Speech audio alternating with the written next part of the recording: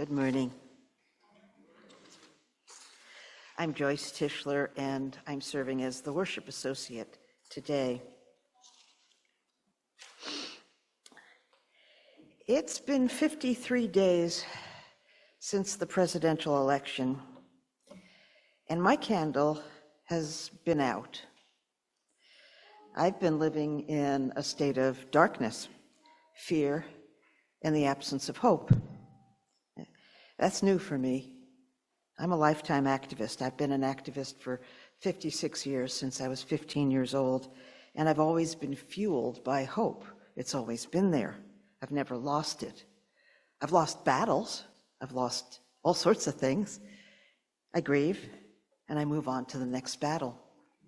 Until now. And I know I have to reignite this light. I have to find my way back to believing that even a small candle can lead us forward, and that somehow we have to fight the evil that seems to be crowding out the good in our world. But I'm really struggling with this. I've talked to a few people, and I asked each of them the same question. How will you handle the next 4 years? And I've gotten some quite different answers. One family member said, I have no time for feelings. I'm working with others to fight back. And he is. A dear friend said, I'm shutting out all the news and I'm just going to take care of myself, and this will pass. Okay. 2 people told me that the midterm elections will turn the tables on Trump. That's where we should put our energies. One friend told me, watch MSNBC, that'll restore your faith. A few people have talked about joining the resistance. Each of us is finding our own answers. None of those answers have been the spark I need to reignite my light. I'm still stuck in darkness, and I'm unable to envision light. And each time I start down the road of envisioning light, I get stopped by the continued suffering of the Palestinian people at the hands of an Israeli government that doesn't seem to have any pity, doesn't seem to have any empathy. And Putin's brutal invasion of Ukraine is entering its 3rd year with bombs. And for me, the coup de grace is the triumph of King Donald on November 5th and his daily noise machine foretelling the march of fascism into our country. It could never happen here. I can't make sense of any of this. And I'm wondering, what's one candle going to do to counter all of this? And then, as usually happens, I answer myself. Okay, Tischler, stop with the drama. Until you have a better idea, lighting one candle is going to have to be enough. It's the simplest way of saying, I'm here, and I'm working for a world that is better than the one that Putin and Netanyahu and Trump are offering me. And my life experience tells me that one candle becomes 2, and 2 become 10, and so on until a community emerges. Most days I read a wonderful online newsletter that some of you may also read. It's called Civil Discourse, and it's published by Joyce Vance. And I like Joyce Vance. We have the same first name. That's good. We're both lawyers. We're both activists, and we both love chickens. But at the end of each issue, she signs off with the words, "We're in this together." And as I read her words, I repeat them out loud. We're in this together. Joyce Vance's candle is very bright and strong, and she offers each of us some of her light. Thank you, Joyce. And she reminds me, too, that I will light that candle. Maybe not today, but soon. Even if it's the only thing I can do, why not do it? Even if it's only to piss off the powers that be. Even if the power elite isn't listening. I'm going to light the candle. I'm going to gather my inner candles and my inner matches, and I'm going to reignite my own hope. And I'm open to any suggestions that anybody has. After all, we're in this together. In 1993, I lit my first Hanukkah candles. I was living with my girlfriend Evie in New York City in a fourth-floor walk-up brownstone apartment in Park Slope, Brooklyn. Evie grew up Jewish, far more culturally than religiously, but Hanukkah candles, as well as bagels and the New York Times on Sundays, were a ritual that they, and therefore we, observed. The following year, we had moved to Seattle, and when Hanukkah rolled around again, Evie couldn't find her menorah. I discovered that the ritual of lighting the candles was one that I wanted to continue for her, but also for me. And so in true makeshift fashion, I grabbed a large russet potato and carved 9 holes in it with the end of a vegetable peeler, and we used that as a menorah that year. The following year, we weren't together anymore, and I bought my own menorah. I've kept up the tradition for 30 years now. Last night, my daughter Mika and I went to our friends Tom and Rivka and Lior's house, with whom we've been celebrating Hanukkah and Passover since we moved back in 2002.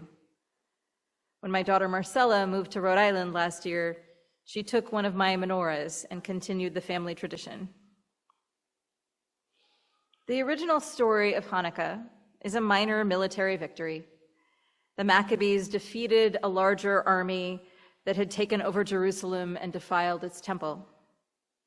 A small band of fighters drove the army away and began to set the temple to rights. Jewish synagogues maintain an eternal flame as commanded in Exodus, a book in the Torah. They needed 8 days to sanctify the oil required for the lamp, but they only had 1 day's worth of oil to burn. The story goes that they lit the lamp anyway, and it miraculously lasted the whole 8 days it took to sanctify the new oil. My favorite interpretation of this is that the real miracle is not so much that the oil lasted, but that the people went ahead and lit the lamp anyway, making a way out of no way, having faith that all would be okay. This is the story that we are telling today, that we may not be able to see the whole way forward, but that our job is to prepare, to act, and to trust. There's so many things in life that go like this. We rarely see the whole path laid out before us, and sometimes when we think we see it, it shifts radically. But instead we prepare. We study hard in high school so we can go to college or find a job. We raise our kids with love and compassion and boundaries and community so they grow up to be good people who want to come visit us. We put money in our retirement accounts, or we nurture community and we take good care of ourselves so we have support in our old age. And then we act. We choose the next thing in front of us, the thing that is ours to do. And then we trust. When I was installed here as your minister 9 years ago in February, my invitations had this beautiful quote on them that I still have hanging above my desk. Do not be daunted by the enormity of the world's grief. Do justly now. Love mercy now. Walk humbly now.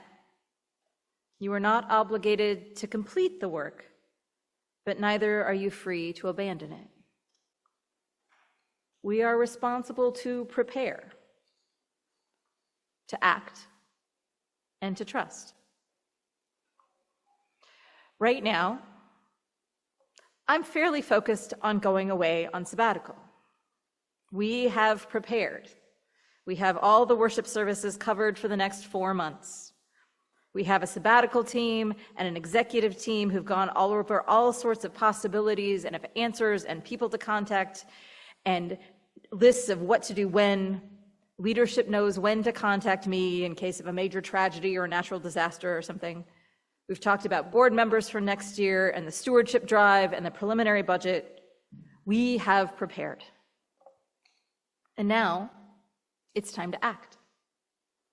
Church will continue on just like, or almost just like, normal. Worship services, choir, the pledge drive, religious education, chalice circles, fellowship groups, social justice projects, all will continue just like normal. Our staff is incredible. Except for a nursery staffer or two, everyone has been here at least 3.5 years. They've got this. And our leadership team is incredible. Dedicated, trusted. Our board and executive team and our sabbatical team are some of the best folks I've had the pleasure of working with. They've got this. And you've got this. You know how to take care of one another. I see it every day. I see it in how you shine at our kids. I see it at the way you show up for memorial services and hope and feed the hungry and forum and changes. At the way you spruced up the building for the 100-year celebration. At the way folks step up to do what needs to be done. And my job is to act as well. My job is to go figure out how to rest, which I'm not great at, and to go visit places and people and get inspired and bring back new ideas and new stories so this next chapter of UUCWF will be wonderful. I want to get re-inspired. I love my job. I love you all so much. And I hear every day from ministers who don't love their jobs sometimes. But I really do. But I still want to learn some new things and come back and share them with you so we can continue to grow together. And the final piece is trust. A friend of mine who is a respected leader in the Unitarian Universalist Association asked me if I was still planning on going on sabbatical after the election. Some folks would think that they shouldn't, not knowing what might happen, he said. Absolutely not, I responded. I need this. I'm tired. But more than that, I've been putting this off for 4 years, between pandemic and then teaching interns for 3 years. If I can't trust the church to care for themselves and each other for 4 months based on who's the president, that would mean I don't trust them. And I trust you. I do. Another piece of Jewish wisdom I've always loved is the rabbi who kept 2 pieces of paper in his pocket. One said, "For you, the whole world was created." And the other one said, "You are from dust, and to dust you shall return." I love that because it seems to encapsulate so much about my place in the world. I am your minister.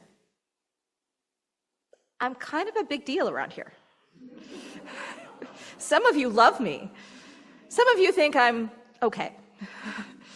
But I can ask folks to do something and it carries a certain weight. I know more about the last 10 years of budgets than anybody except Barb. And I am not the church. You are the church. When we do a survey about why folks stay at Unitarian Universalist Congregation at Willamette Falls, very few folks mention the minister. They stay for the community, for the chance to do good in the world, for the chance to make friends, so their kids have a place to learn about how to be good people, so they know they aren't alone. I admit I like to think you'll miss me a little bit. I like to think we'll be really happy to see each other again and slip back into our roles. But I hope we step back into those roles a little bit changed for the better. You more confident in what is yours to do. You having found a place to put your energy because something was left open for a little bit. You having taken responsibility for your church. Me, refreshed and recharged and even re-inspired. I don't know exactly what's going to happen during the next 4 months. We've planned and I've planned. I have some trips scheduled for learning and for pleasure. I have a couple of preaching gigs so I can see how other congregations do worship services and talk with their ministers. I'm going to visit Brian Stevenson's Equal Justice Initiative's Legacy Museum in Montgomery, Alabama. I'm going to spend some time organizing my house and nurturing my friendships and reading some good books and hopefully lifting some weights. I love being your minister. I think we are a good match. I would love to have a really long-term ministry here and stay another decade if that is what works well for the congregation and if that is what you need as well. But for now, we are going to do the next right thing. I am so grateful to you all for making this sabbatical a reality. We've planned, we're acting, and we're trusting. The lights will not go out. May it be so. Blessed be, and amen. This is a blessing for sabbatical. It begins with From Rest as Resurrection by Tricia Hersey. Let our rest be a resurrection. Let our veils be lifted so we can feel, see, taste, and smell the power of our rested selves. May we realize a full mental shift must be made to reimagine and reclaim rest as holy. May we be excited by the impossible and move through any cynicism or hopelessness to emerge on the other side steady with love, persistence, and hope. Rest can save, sustain, and prop us up when we feel weak and our backs are against the wall. Our greatest hope to thrive and disrupt is to rest deeply and intentionally. The rest is the work. It's how the portal for liberation and a reckoning will emerge and remain open. May the portal of rest be our refuge. May we go there often. My friends, may this time of rest be fruitful and inspiring for all of us. May we take this opportunity to discover new gifts, new reservoirs of generosity. May we bless each other with joy and rest and rediscovery. May we be generous and patient with our staff and leadership as they take on new challenges and operate in new ways. May we be patient with this time of enforced quiet so we can truly receive the benefits of sabbatical. May we return to one another joyous and renewed, ready to take on the shared work and responsibilities of ministry together as we invite connection, inspire spiritual growth, and ignite action for justice in the wider world.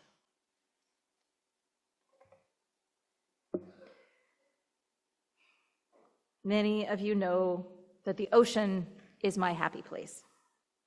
It's the place I feel most alive and most at home. And one of the things I learned from my mother is how to pick up rocks on the beach.